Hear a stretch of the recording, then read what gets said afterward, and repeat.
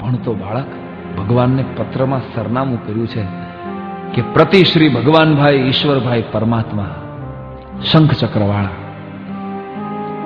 પ્રતિ શ્રી ભગવાનભાઈ ઈશ્વરભાઈ પરમાત્મા શંખ ચક્રવાળા, સ્વર્ગ લોક નર્કની સામે, વાદળાની વચ્ચે, મુકામ આકાશ.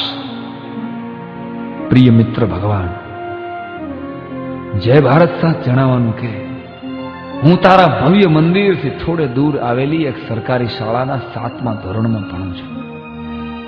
મારા પિતાજી દાણાપીઠમાં મજૂરી કરે છે અને મારી માં રોજ બીજાના ઘરકામ કરવા માટે જાય છે.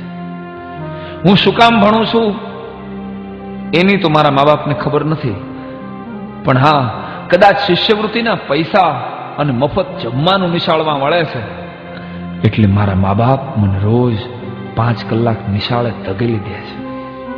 ભગવાન, 2-4 સવાલો પૂછવા માટે મેં આજ તને પત્ર લખ્યો છે, કારણ મારા સાહેબે કીધું તું કે તું સાચી વાત જરૂર સાંભળે છે. એમ કરીને બાળકે પ્રશ્ન પૂછ્યા છે. પ્રશ્ન પહેલો, હું રોજ સાંજે ભગવાન તારા મંદિરે આવું છું અને નિયમિત સવારે નિશાળે જાઉં છું, પણ હે ભગવાન, તારી મૂર્તિની ઉપર આરસ પહાડનું એસી મંદિર છે અને મારી નિશાળની ઉપર છાપરું કેમ નથી? દર ચોમાસે પાણી ટપકે છે, આવું શું કામ? પ્રશ્ન બીજો, તને રોજ 32 ભાતના પકવાન પીરસાય છે અને તું તો ખાતોય નથી, અને હું દરરોજ બપોરે મધ્યાહન ભોજનના 1 મુઠ્ઠી ભાતથી ભૂખ્યો ઘરે જાઉં છું, આવું કેમ? પ્રશ્ન ત્રીજો, મારી નાની બેનના ફાટેલા ફ્રોક ઉપર તો કોઈ થીગડું મારવા આવતું નથી અને તારા પચરંગી નવા નવા વાઘા. સાચું કહું ભગવાન, સાચું કહું તો હું રોજ તને નહીં, તારા કપડા જોવા માટે મંદિરે આવું છું. પ્રશ્ન ચોથો, તારા પ્રસંગે તો લાખો માણસો મંદિરમાં સમાતા નથી.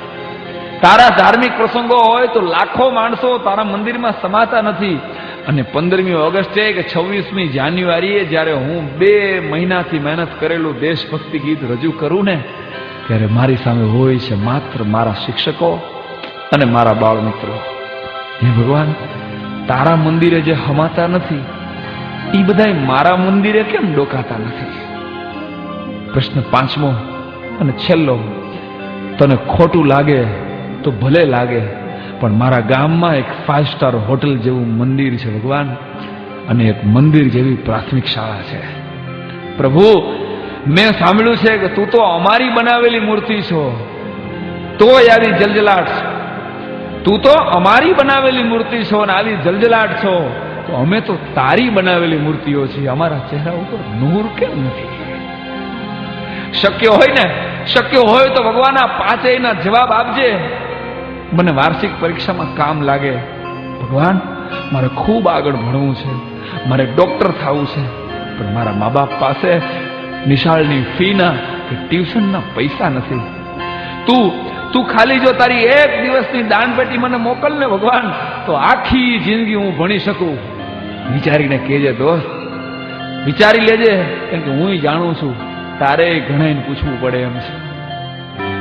પરંતુ 7મા ધોરણની વાર્ષિક પરીક્ષા પહેલા તું જો મારામાં ધ્યાન નહીં દે, મને પૈસા નહીં મોકલે, તો મારા બાપુ મને સામે ચા વાળાની હોટલે રોજના 5 રૂપિયાના ભવ્ય પગારથી નોકરીએ રાખી દેશે. પછી આખી જિંદગી હું તારા શ્રીમંત ભક્તોને ચા પાઈશ ભગવાન, પણ તારી હારે કીટા કરી નાખીશ. જલ્દી કરજે પ્રભુ, સમય બહુ ઓછો છે તારી પાસે અને મારી પાસે પણ. લિખિતન એક સરકારી શાળાનો ગરીબ વિદ્યાર્થી અથવા એક ભારતના ભાવિ મજૂરના વંદે માતરમ. વંદે માતરમ.